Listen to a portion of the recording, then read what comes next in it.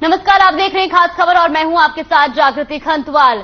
हरियाणा की सभी मंडियों में आज से परमल धान की सरकारी खरीद शुरू हो गई है।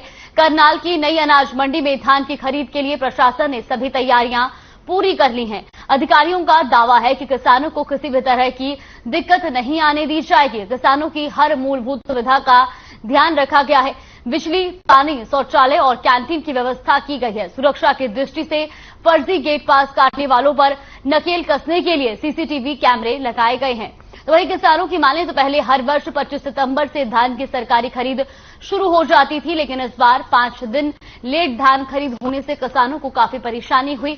अगर सरकार 25 सितंबर से खरीद शुरू करती तो किसानों के खेतों में पड़ी फसल जल्द से मंडी में पहुंच जाती। वहीं इस बार किसानों पर दोहरी मार पड़ी है। पहले आढ़तियों ने मंडियों में हड़ताल कर दी और फिर मौसम की मार पड़ गई, जिस वजह से धान मंडियों में आ नहीं पाई और जो धान मंडियों में पड़ी थी वो बारिश में खराब हो गई। किसानों को दोहरा नुकसान हुआ।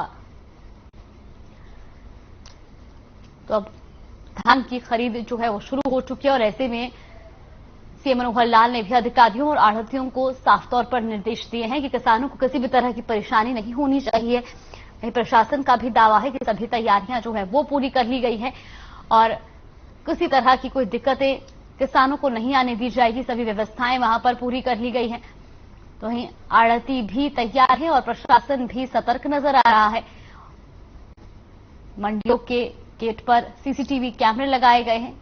साथ ही साथ सरकार ने कड़े निर्देश भी दिए हैं कि किसानों को किसी तरह की कोई समस्या न आने दी जाए। वहीं आपको बता दें कि 15 नवंबर तक धान की खरीद की जाएगी और ऐसे में मंडी में सभी तैयारियां भी पूरी कर ली गई हैं। तो धान की सरकारी खरीद जो है वो शुरू हो चुकी है। वहीं आपको बता दें कि मंडियों में भी सभी तैयारियां पूरी कर ली गई हैं। सभी मंडियों में आज से परमल धान की सरकारी खरीद शुरू हो गई है। करनाल की नई अनाज मंडी में धान की खरीद के लिए प्रशासन ने सभी तैयारियां पूरी कर ली हैं। अधिकारियों का दावा है कि किसानों को किसी भी तरह की दिक्कत नहीं आने दी जाएगी। किसानों की हर मूलभूत सुविधा का ध्यान रखा गया है। बिजली, पानी, शौचालय और कैंटीन की व्यवस्था की गई है। सुरक्षा की दृष्टि से फर्जी गेट पास काटने वालों पर नकेल कसने के लिए सीसीटीवी कैमरे लगाए गए हैं। किसानों की माने तो पहले हर वर्ष 25 सितंबर से धान की सरकारी खरीद शुरू हो जाती थी, लेकिन इस बार 5 दिन लेट धान खरीद होने से किसानों को काफी परेशानी हुई। अगर सरकार 25 सितंबर से धान की सरकारी खरीद शुरू कर देती तो खेतों में पड़ी फसल जल्द से जल्द मंडी में पहुंच जाती। वहीं इस बार किसानों पर दोहरी मार पड़ी है। आपको बता दें कि पहले आढ़तियों ने मंडियों में हड़ताल की और उसके बाद मौसम की मार भी किसानों को झेलनी पड़ी, जिस वजह से धान की जो फसलें हैं वो कई जगहों पर बर्बाद भी हुई है।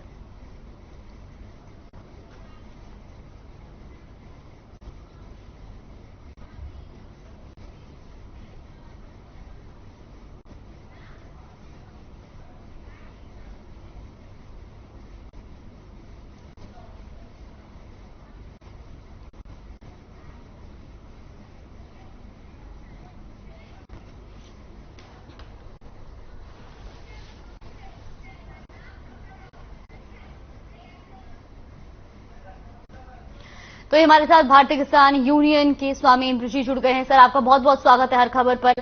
साथ ही हमारे साथ करनाल से लक्ष्य वर्मा और हिसार से अनूप कुंडू भी जुड़ गए। अनूप, सबसे पहले आपसे जानना चाहेंगे, आज से धान की जो खरीद है वो शुरू हो चुकी है और ऐसे में सरकार ही दावा कर रही है कि किसानों को किसी भी तरह की परेशानी जो है वो नहीं आने दी जाएगी। क्या कुछ व्यवस्थाएं वहां पर देखी जा रही है? किस तरह का माहौल वहां पर देखने को मिल रहा है?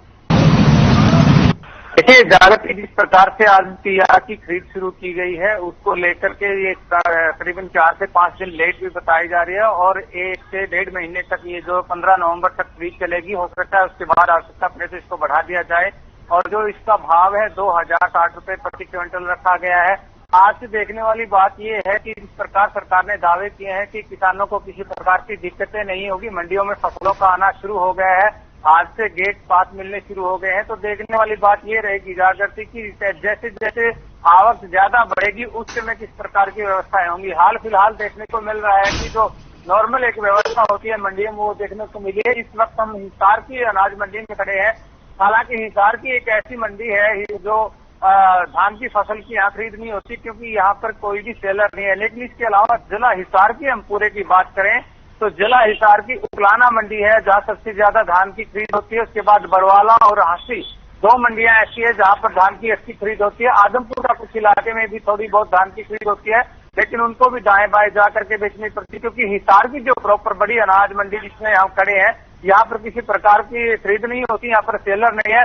तो हर खबर कल से तमाम मंडियों में जाकर के जिस प्रकार उकलाना की सबसे बड़ी मंडी बताई गई है, खरीद का जो हब बताया गया है, तो ऐसी मंडियों का दौरा भी करेगा और तमाम धरातल पर किसानों को किस प्रकार की सुविधाएं मिल रही है या किसानों की किस प्रकार की दिक्कतें हैं, उनको लेकर के दर्शकों तक और सरकार तक तमाम जानकारी भी पहुंचाएगा। जाकर जी बिल्कुल स्वामी जी, आपसे जानना चाहेंगे, सरकार ये दावा कर रही है कि किसानों को किसी भी तरह की कोई समस्याएं जो है वो नहीं आने दी जाएंगी, साथ ही साथ आढ़तियों और अधिकारियों को भी निर्देश दिए गए हैं। आपका क्या कुछ कहना है, क्या किसान भाइयों को किसी तरह की कोई दिक्कतें वहां पर देखने को मिल रही है, क्योंकि आज से धान की खरीद जो है वो शुरू हो चुकी है?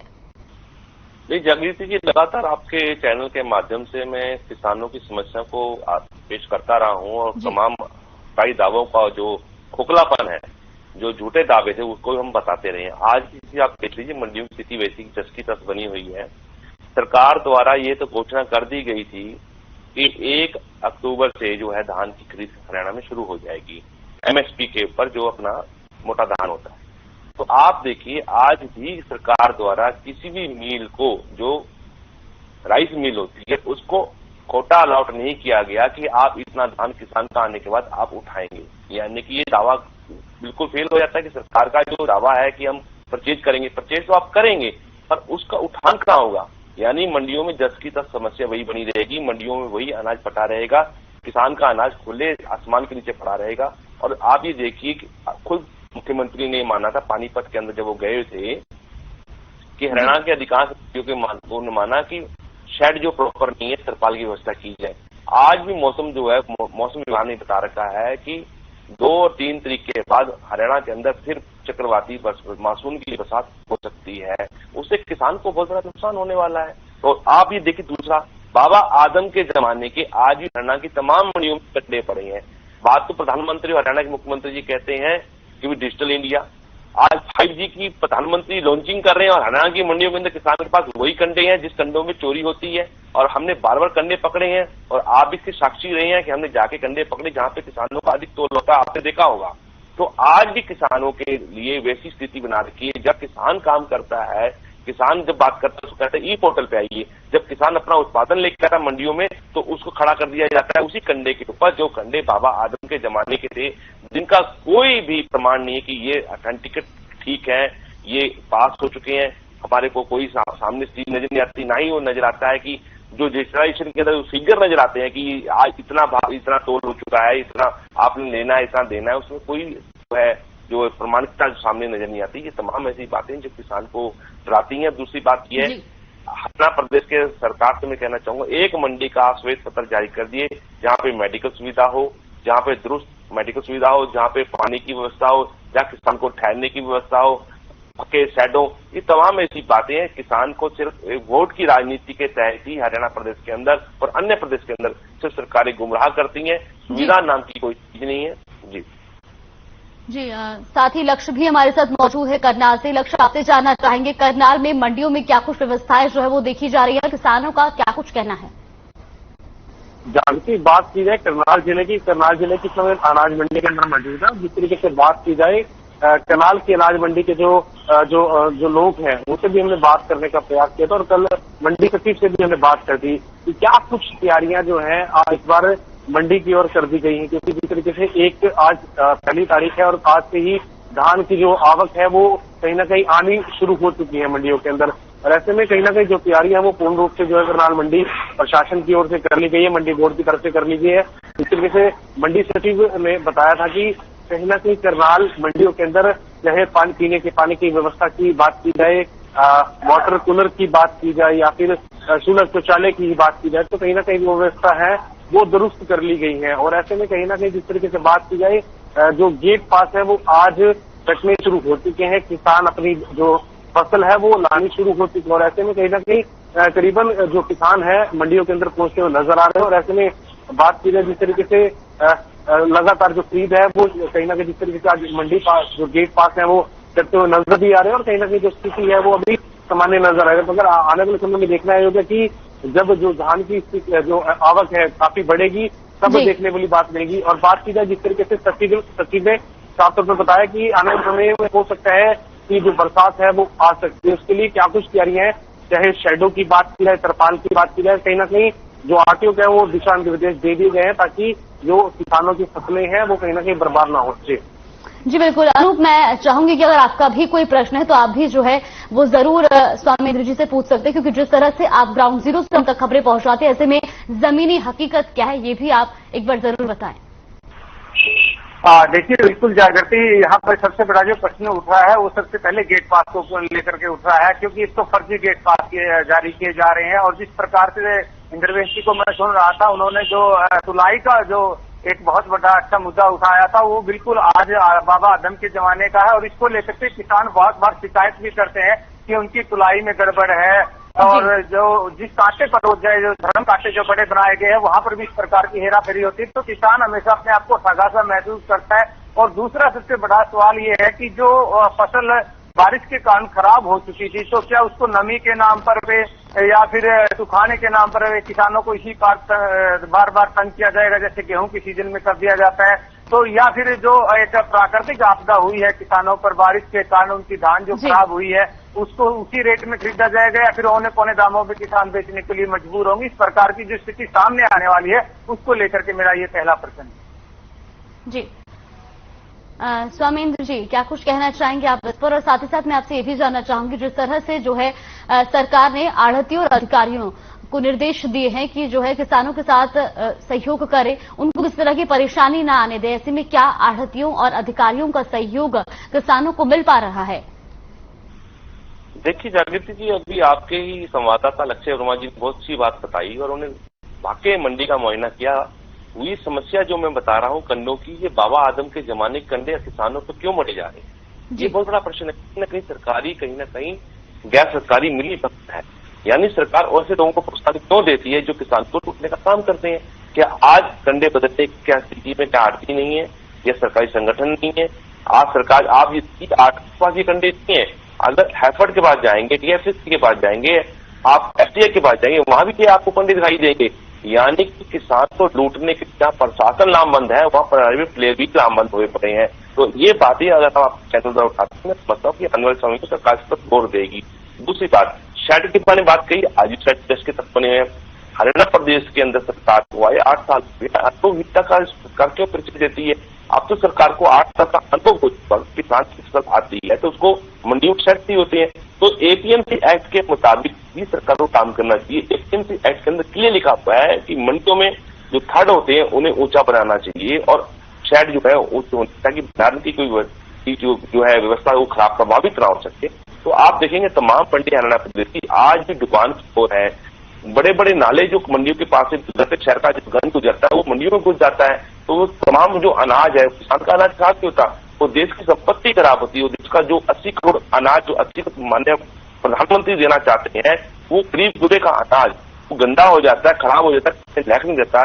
तो उसको सरकार प्रिप्योर करेगी, इसको ले जाकर कहीं भंडारण करके राशन कार्ड द्वारा कार्ड धारक को दिया जाएगा, तो गंदा अनाज तक स्वाभाविक पहुंचना है। तो इसलिए सरकार को ध्यान देना होगा, सरकार को भारत के लोगों का पोषण का ध्यान रखना होगा।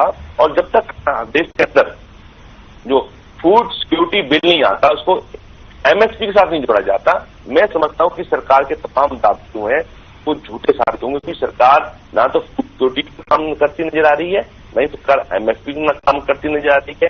एमएसपी हरियाणा प्रदेश के अंदर किसान आंदोलनों के द्वारा वापस लेता है, ताकि एक्ट के माध्यम मिलता है। अगर सरकार नोटिफिकेशन जारी करती है तभी एमएसपी वृद्धि होती है। आपने देखा होगा 29 तारीख को पिछले महीने जब आरती हड़ताल में चढ़ गए तो किसानों को लगातार आंदोलन करना पड़ा कि हमारी प्रोटेक्ट की जाए। और बरसात में उसी के बाद बरसात 5 दिन की बरसात हरियाणा प्रदेश के अंदर भी हजारों किसानों को हजारों मैट्रिक अनाज जो है धान खराब हो गया, बाजरा खराब हो गया, और अपना मूंग की दाल खराब होगी और अपना तिल की फसल खराब होगी। तमाम फसलें किसानों की खराब हुई है, जिसका प्रभाव किसान को होने वाला है। और मैं हरियाणा प्रदेश सरकार से एक आपके चैनल के माध्यम से एक बेनती में करना चाहूंगा, सरकार को जागरूक करना चाहूंगा कि आप देखिए कि जब आपने प्रधानमंत्री फसल बीमा किसान की करा रखी है, तो उन कंपनियों क्यों छूट दे रहे हैं कि आपदा प्रबंधन के अंदर उन कंपनी को नहीं लिया जाएगा, और उन कंपनी को आपदा प्रबंधन में भी लेना चाहिए कि अगर किसान की फसल वर्षा ओलावृष्टि किसी और तरीके से खराब होती है तो उनको उसका मुआवजा किसान को देना होगा। और सरकार जो आपदा प्रबंधन के तहत हरियाणा प्रदेश से 15,000 प्रति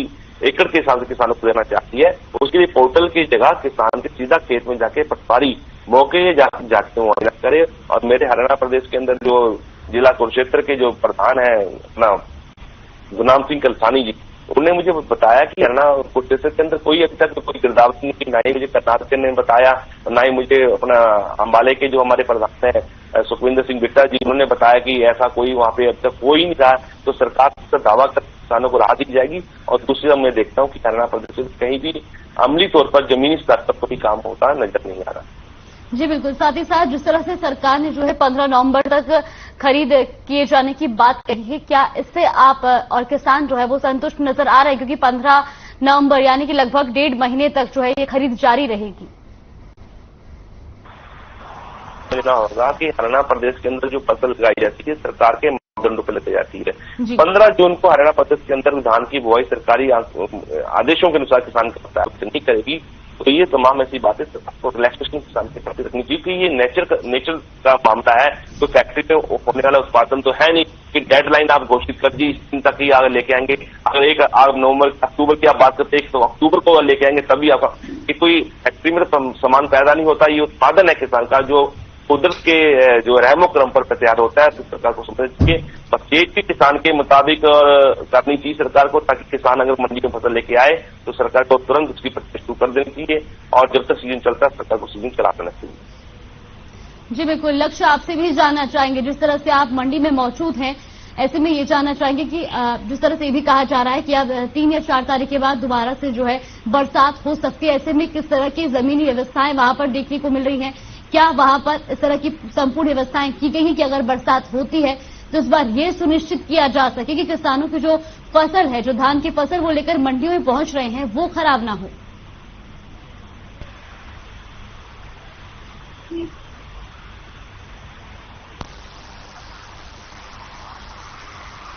अनूप, जिस तरह से आपने बताया कि हालांकि जिस मंडी में आप मौजूद हैं वहां पर धान की फसल की खरीद नहीं की जाती है, लेकिन बावजूद इसके कई किसान ऐसे हैं जो अन्य मंडियों में अपनी फसलें जो है वो बेचने के लिए पहुंचते हैं। ऐसे में किसानों का क्या कुछ कहना है? क्या उनको वहां पर सही व्यवस्थाएं मिल रही हैं या उनके साथ जो है अधिकारी और जो आड़ती हैं वो सहयोग करते नजर आ रहे हैं?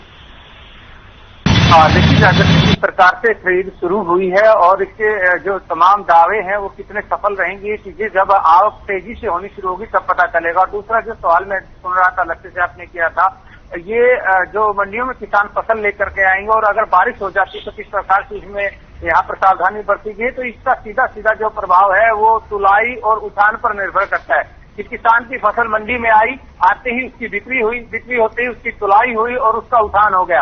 अगर ऐसी प्रक्रिया लगातार होती रहती तो हो सकता है कि किसान की फसल मंडी में आए और उस वक्त बारिश हो तो उसको साइडों के नीचे जगह मिल जाएगी। कई बार ये देखने में मिलता है कि जो खरीदार होते हैं वो साइडों के नीचे अपनी खरीदी हुई फसल का एक स्टैग बना देते हैं और किसानों की फसलें हैं वो बाहर गिरी रहती है। तो ऐसे में अगर बारिश होती तो किसानों को फिर से नुकसान होगा। अब सबसे बड़ी बात यह है कि जो तुलाई होती है उसके बाद जो उठान की प्रक्रिया है वो सरकार द्वारा कितनी तेजी से लाई जाएगी, और अगर ऐसी चीजें नहीं हो पाती है तो फिर से किसानों को मंडियों में काफी नुकसान देखने को मिल सकता है। सिर्फ बारिश का ही नहीं, आवारा पशु देखने को मिलते हैं जो मंडियों में घूमते रहते हैं, वो किसानों को नुकसान पहुंचाते हैं। तुलाई में किसानों को नुकसान होता है, गेट पास को लेकर के दिक्कतें होती है। ये तमाम चीजें अब जैसे जैसे आवक बढ़ेगी तमाम चीजें सामने आएंगी। जाकर जी बिल्कुल, स्वामींद्र जी, जिस तरह से जो है सुरक्षा की दृष्टि से भी इस बार सीसीटीवी कैमरे जो है वो गेटों पर लगाए जा रहे हैं ताकि कोई नकली पास या फर्जी पास से जो है एंट्री ना ले, ऐसे में इस फैसले पर आप क्या कुछ कहना चाहेंगे? मैं आपके संवाददाता अनूप कुंडू जी का मैं धन्यवाद करता हूं। उन्होंने बहुत ही बड़ा मुद्दा उठाया अभी कि मंडियों के अंदर अव्यवस्था के साथ साथ जो आवारा पशु मंडियों तक जाते हैं जी, तो क्या ये सीसीटीवी कैमरे सरकार द्वारा जो लगाए गए हैं ये आवारा पशु रोक पाएंगे? नहीं, सरकार को हर गेट के ऊपर जो है सिक्योरिटी गार्ड लगाने चाहिए, क्योंकि देश का उत्पादन है, देश का खजाना है, सरियाव हमने लुटने नहीं देना। कि माननीय प्रधानमंत्री जी कह रहे हैं 80 करोड़ देश के देशवासियों को ये अनाज दिया जाएगा एमएसपी के द्वारा खरीद कर पीडीएस के माध्यम से गरीब तक पहुंचेगा। तो उसकी सुरक्षा के लिए सरकार ने क्या काम किया? मैं समझता हूं कि एपीएमसी के अंदर हरियाणा प्रदेश के अंदर जो भर्ती होनी है भले वो ठेकेदारी प्रथा से होती हो, भले रेगुलर कर्मचारी की हो, दोनों नहीं आपको नजर आएगी। तमाम गेट खुले होते हैं, आवारा पशु आम घुसते नजर आते हैं। सीसी कैमरे सिर्फ किसानों को ही आप टारगेट पर लगा रहे हैं, तो मैं समझता हूँ कि ये सरकार का द्वारा उठाया जो कदम है वो उचित नहीं है। आपको धरातल पे काम करना होगा। सिर्फ किसान के आप गेट पास से निगाह रख रहे हैं। अगर आप गेट पास से बात करते हैं तो आप ईमानदारी से बताइए कि जो किसान भावांतर योजना के तहत अपना मूंग की दाल बेचता है या तिल बेचता है या आपका दूसरी फसलें बेचता है, चना बेचता है, तो क्या सरकार उस गेट पास के माध्यम से क्या किसान को उसका जो है बेनिफिट जो मिलता है भावांतर योजना का, क्या सरकार दे पाती है? मैं नहीं दे पाती, क्योंकि सरकार ने कैपिंग लगा रखी है। कैपिंग के द्वारा किसान को बहुत बड़ा नुकसान है, क्योंकि सरकार जब हरियाणा प्रदेश के अंदर अगर मैं अपना कुरुक्षेत्र डिस्ट्रिक्ट की बात करूँ, कुरुक्षेत्र के अंदर किसान सरसों लेके आता है तो आप सरसों के ऊपर 7.5 क्विंटल की कैपिंग लगा रखी है। किसान का उत्पादन तो लगभग 12 से 13 क्विंटल होता है। अगर हिसाब की मैं बात करूँ, सारे किसान अगर अपना बाजरा लेके आता है उसका भी 11 से 12 क्विंटल बाजरा होता है। सरकार ने 7 से 8 क्विंटल कैपिंग लगा रखी है। तो ये अगर गेट पास से सरकार बात करे तो सरकार को जवाबदेही से भागना नहीं होता। अगर गेट पास किसान का पाया जाता है तो तोल की बात मत आप कीजिए, किसान गेट पास के ऊपर लीजिए, गेट पास में जो तोल होता है उसको ही मानिए। और ये तमाम जो सरकार ने कैपिंग लगा रखी है, भले वो आपकी बाजरे की फसल के ऊपर लगा रखी हो, भले सरसों की फसल पे लगा रखी हो या अन्य फसल लगा रखी है, उसे हटा देना चाहिए और किसान को भावांतर का लाभ भी मिलना चाहिए। और जो परचेज हो रही है उसको परचेज पूरी होनी चाहिए। अभी हरियाणा प्रदेश के अंदर 22 क्विंटल का सरकार ने करता था, किसान को आंदोलन किया तो जाके 30 से 28 क्विंटल सरकार ने किया। जबकि हरियाणा प्रदेश के अंदर जो सीड दिया जाता है, बीज दिया जाता है धान का, उसमें ये कहा जाता है कि किसान का जो इसके अंदर आवक है 35 क्विंटल 40 क्विंटल होने वाली है। तो सरकार को इस बात का ध्यान रखना होगा, जब सरकार द्वारा ही बीज जो है दिया जा रहा है, किसानों बीज को लगा रहा है, पूसा का लगा रहा है, जो सरकारी ट्यूशन है, तो उसके द्वारा ही सरकार का जो मापदंड तय होना चाहिए, ना कि बाद में होना चाहिए। जी, बहुत बहुत धन्यवाद आपका हमारे साथ जुड़ने के लिए और तमाम जानकारी हमारे साथ साझा करने के लिए। साथ ही साथ अनूप आपका भी बहुत बहुत धन्यवाद, लक्ष्य आपका भी बहुत बहुत धन्यवाद हमारे साथ जुड़ने के लिए और तमाम जानकारी हम तक पहुंचाने की। तो मंडियों में आज से धान की खरीद शुरू हो गई है, तो वहीं सीएम मनोहर लाल ने भी साफ तौर पर अधिकारियों और आढ़तियों को निर्देश दिए हैं कि किसानों को किसी भी तरह की दिक्कतें जो है वो नहीं आनी चाहिए। हालांकि अब देखना ये होगा कि क्या किसानों के लिए जो व्यवस्थाएं की गई हैं वो सही से होती हैं या नहीं। फिलहाल खास खबरें बस इतना ही। आप बने रहिए हमारे साथ। नमस्कार।